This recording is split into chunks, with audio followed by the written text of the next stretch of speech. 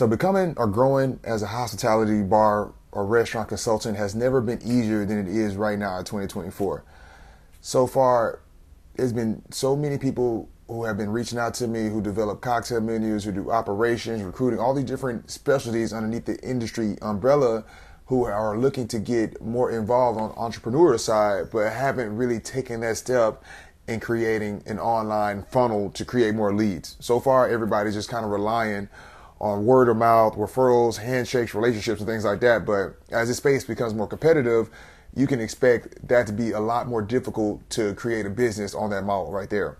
So I say that because this is very important to me, because right now there are a lot of bartenders who never wanted to go into management, or there are a lot of bar managers who have never had a chance to be GM, who now, because of technology, internet technology, they can start reaching out and offering their services as consulting. So in this video, I basically want to just go ahead and break down how I've been able to market my own consulting services, break down some of my background, and how I think a lot of you guys can really recreate this process, especially if you're new or if you're somebody who's already been a consultant and looking to expand your access to new additional leads through social media, YouTube, and online sales funnels is what we call them. But like I said, bar managers and bartenders, they are slowly waking up to the fact that it is incredibly difficult to become a GM. The timelines are long and the probability is low. But at the same time, we want to start making more money, especially since we're in inflation. People want to get houses. A lot of us are getting older. We want to have families. We want to have kids. So that's why I think this is super important. Another thing is there are pretty much basically salary caps involved. You can be a bar manager and be doing a hell of a job, saving a lot of money, but that restaurant, bar, establishment, they have to stop paying you so much at a certain time.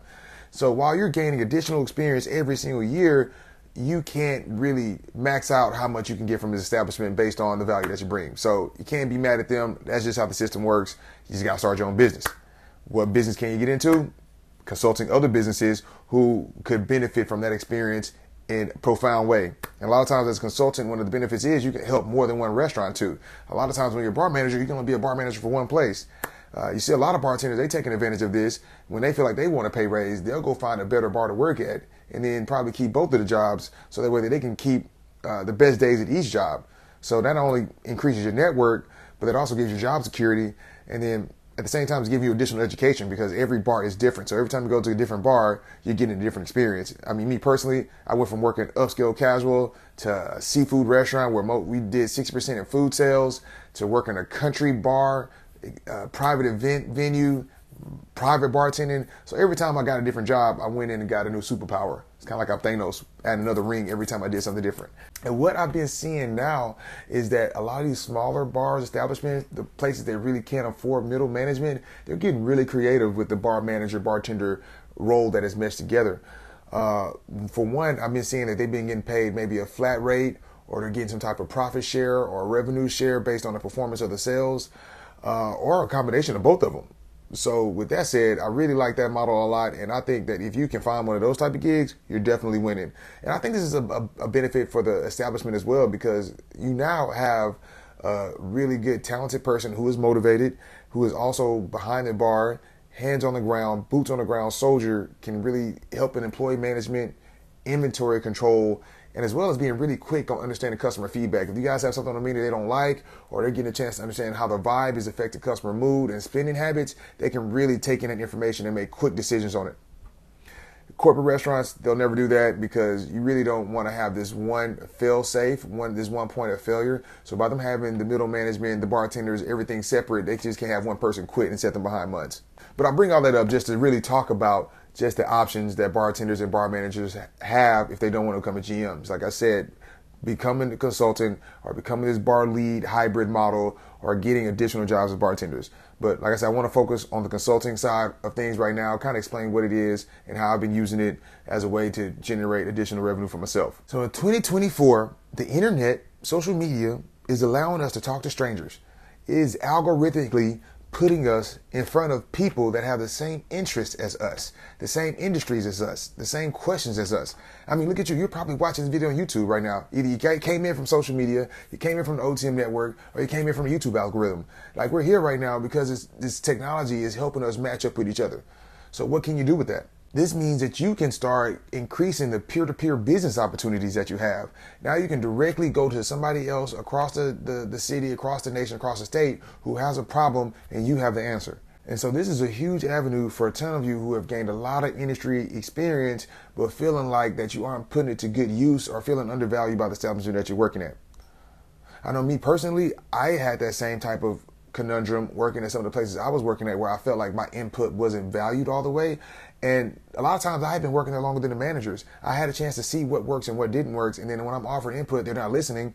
Like, I'm not even mad at them. Like, you know what? This is your job. You're playing it safe. I get it, man. But what I'm talking about makes mathematical sense. And I brought a lot of good logic to the argument table, but they are built to be inflexible. So at the same time, it's like, you know what? I'm going to go find other places that will let me input these type of strategies. But before I get into that, I really want to talk about what consulting is for some of you guys that are new to it. But really, it is a way for you to start offering services to establishments in their time of need. So you have a lot of small businesses, bars who are opening up. It's some rich guy's hobby, or it's some family putting everything they got into this establishment, hoping it's going to be successful, but then they don't have the actual operational marketing or any type of information or resource to really make sure that it's going to hum perfectly. So with consulting, especially nowadays, you can really approach this in two ways. You can either offer your services in a strategy format where you kind of go in, sit down, digest what's happening with them, and then kind of prescribe them what they should do. Or is more so on the done for you side, which is a lot of what you're going to see in this hospitality industry going forward, is just like, yo, bring me in for 3 months so I can operate on this so-and-so specific task for this specific amount of time. And so this is really good for smaller establishments, so they don't have to like carry the burden of a full year's salary of a manager. They can just bring this person in just to solve this problem, put a system in place, and get in and out.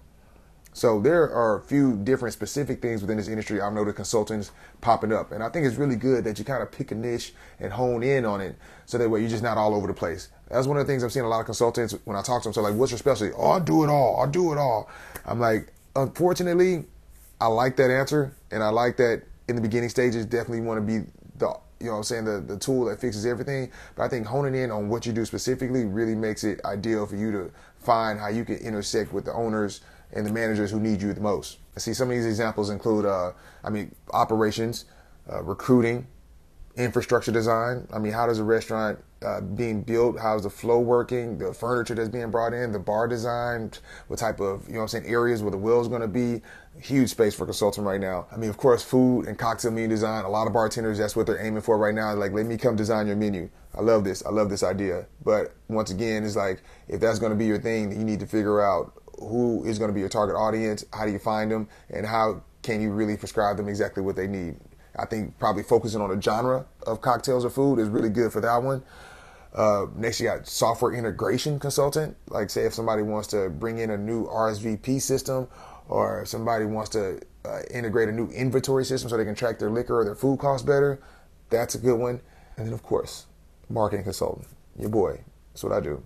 I just recently got into hospitality marketing this year, but as far as marketing and sales, I've been in for 3 years. I don't know if you guys have been watching my story, but I used to work for a fintech company out there in Miami where we were pretty much selling consulting services to billion-dollar companies. I literally had a client, billion-dollar client, who was doing a real estate portfolio, and he was tokenizing it, and we had a chance to go in there and consult him on the services. But a lot of the systems that they were put in place, it was a startup. So at first, it was just 2 guys who was running the whole thing, and it was 4 guys, and I ended up being number 11. And I didn't have the complete knowledge on the back end of how to run that actual side of consulting services, but I did know how to get people's attention.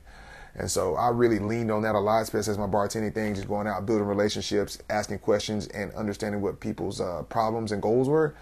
And that's when I ended up realizing that, okay, if I start creating content, that can really open up our funnel a lot. So I ended up joining their content team, ended up hosting events.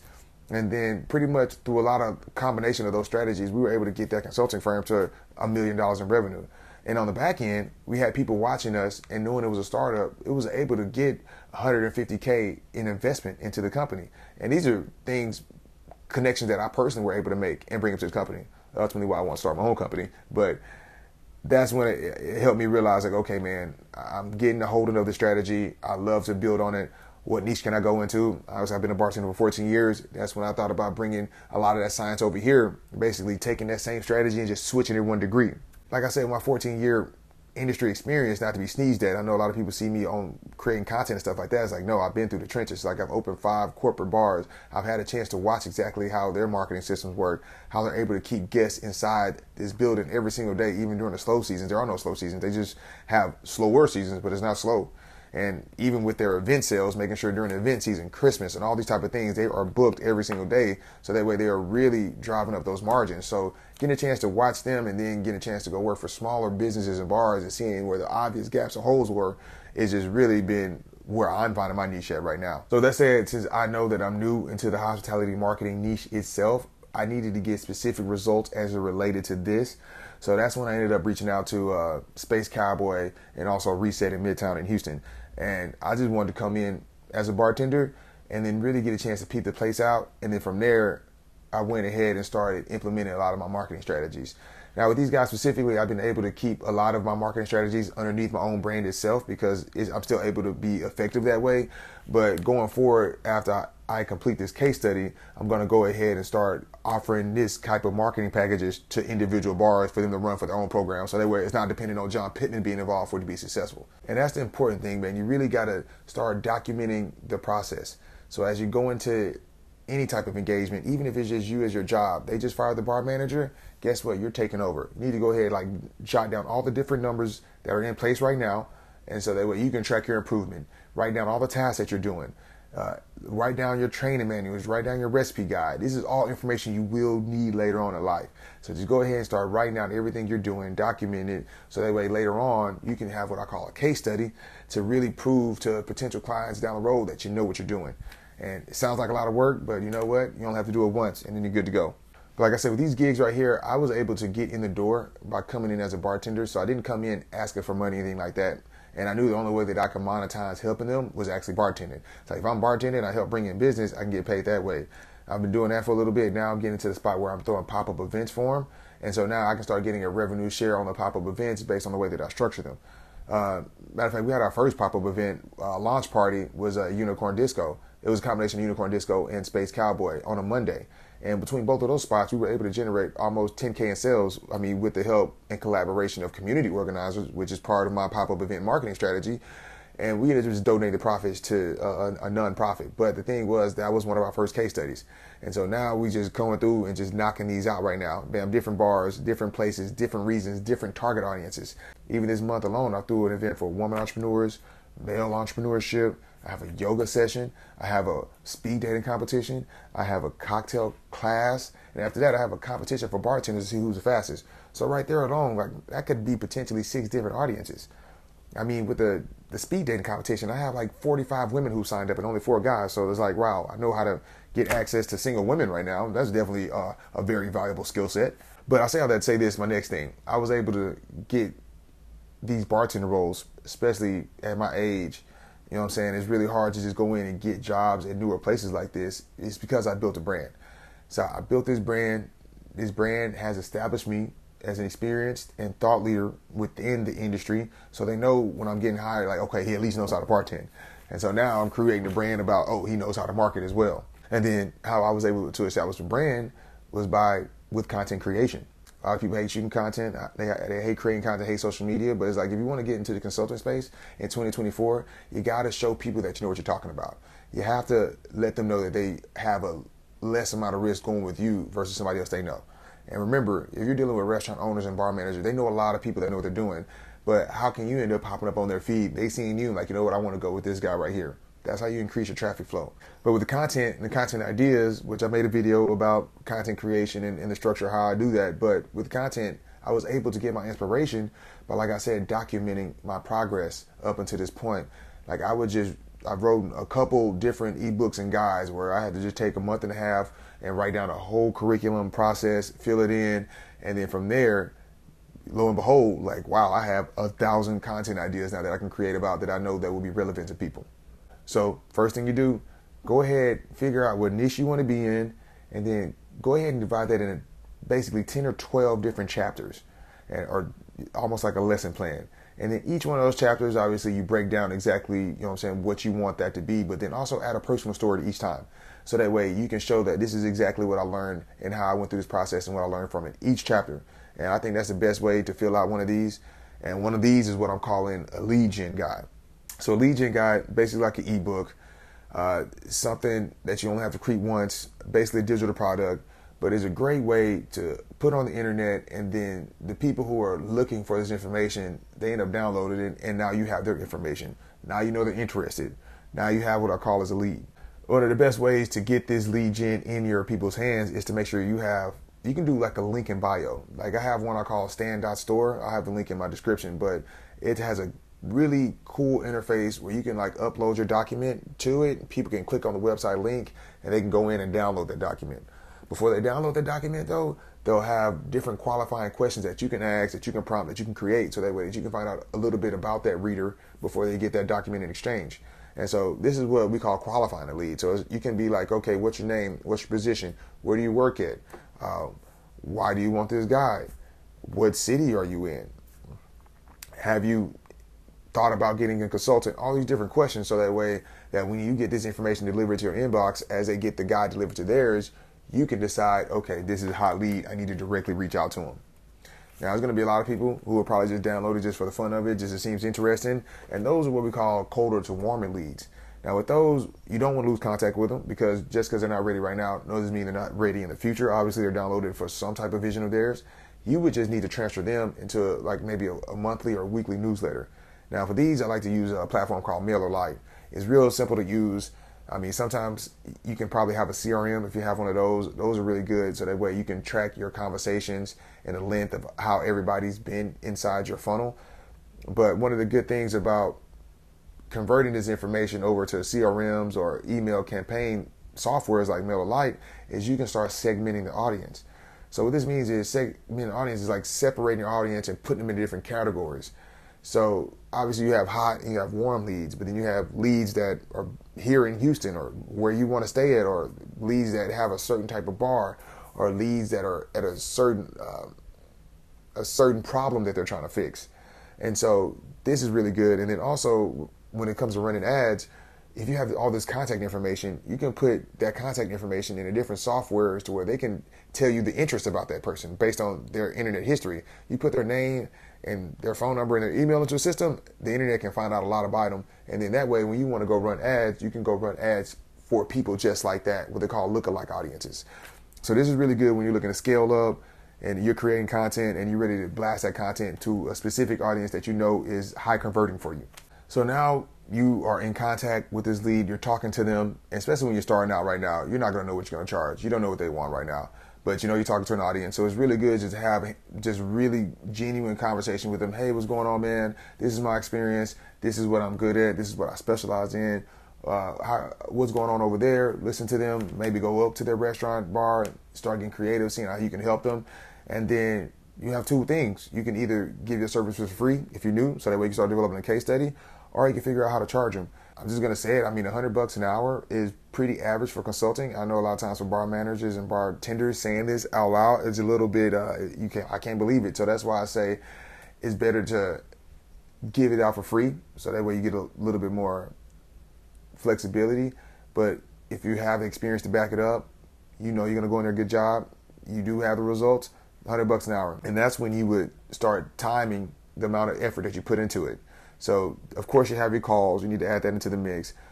You talking to vendors, or you having to be on site and train people, or you even preparing for those things should all be factored into how you start charging for your hours. Now, if you're like me, where you are negotiating profit share or revenue share, or like our bar lead, bar manager hybrid models, then that definitely can influence or affect what that flat rate or what that hourly rate is. After you've had a chance to talk to so many people, you'll start putting their needs into different boxes.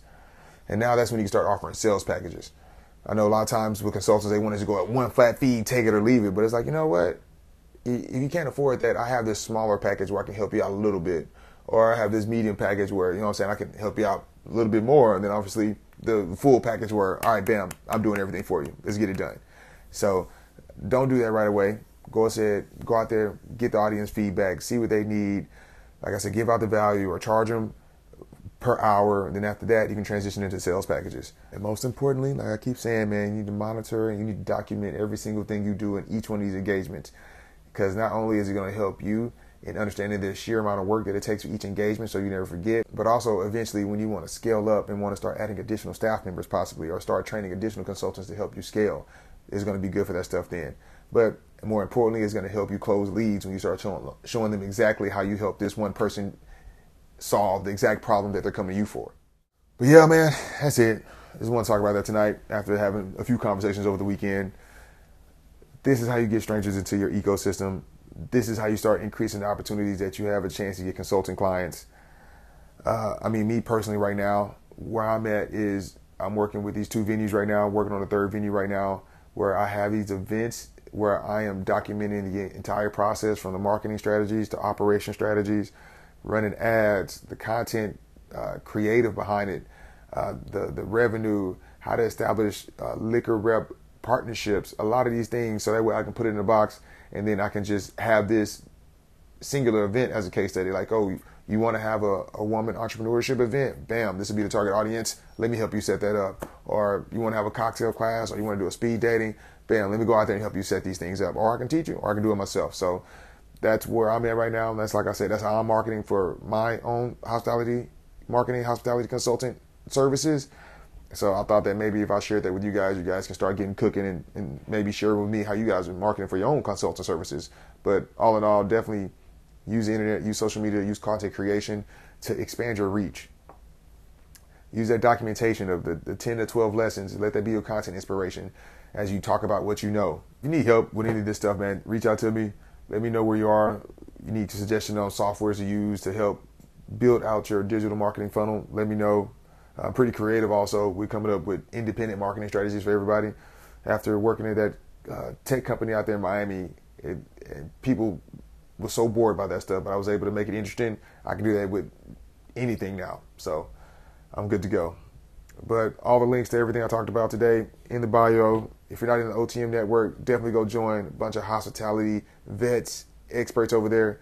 We'll definitely be having some OTM events in your city. If you're not in Houston, get a chance for you to network with other industry professionals. You never know, you might end up finding a business partner or something like that. I'm tired. You guys have a good one. Peace.